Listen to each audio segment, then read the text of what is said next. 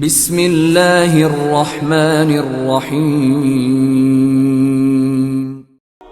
اللہ کے نام سے شروع کرتا ہوں جو بہت مہربان ہمیشہ رحم فرمانے والا ہے۔ اللہم صلی علی محمد حتی لا یبقى على محمد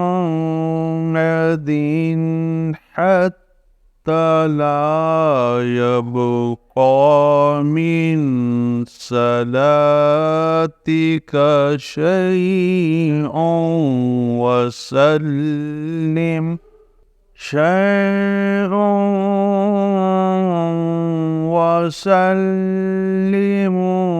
على محمد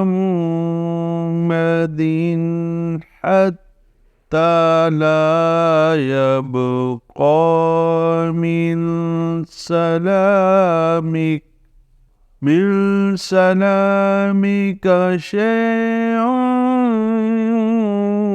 وبارك على محمد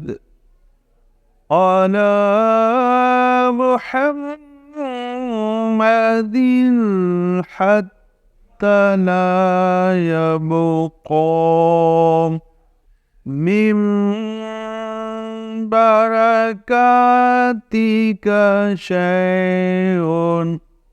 حضرت ابن عمر رضی اللہ تعالیٰ عنہ سے روایت ہے کہ کچھ لوگ ایک شخص کو حضور نبی اکرم صلی اللہ علیہ وآلہ وسلم کی بارگاہ میں لائے اور اس کے خلاف اونٹنی کی چوری کی گواہی دی۔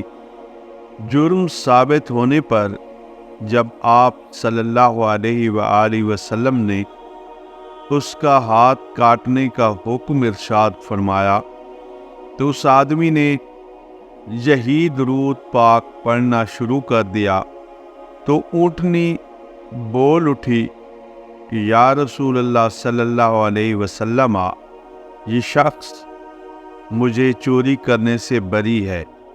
حضور صلی اللہ علیہ وآلہ وسلم نے ارشاد فرمایا کہ اسے میرے پاس لاؤ۔ جب وہ حاضر خدمت ہوا تو آپ صلی اللہ علیہ وآلہ وسلم نے پوچھا، تو نے واپس جاتے ہوئے کیا پڑھا؟ اس نے جو پڑھا تھا عرض کر دیا تو آپ صلی اللہ علیہ وآلہ وسلم نے ارشاد فرمایا، میں نے دیکھا کہ مدینہ کی گلیاں فرشتے گھیرے ہوئے ہیں، یہاں تک کہ وہ میرے اور تیرے درمیان حائل ہو جاتے۔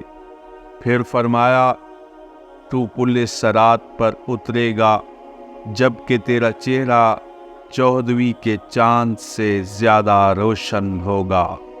تو دوستو، درود پاک کی کثرت کیا کریں، یہی درود ہی ہماری پہچان ہے۔ اللہ پاک اپنے محبوب پاک سیب الاولاق صلی اللہ علیہ وسلم پر ہمیشہ درود پاک کے نذرانے پیش کرنے کی توفیق عطا فرمائے۔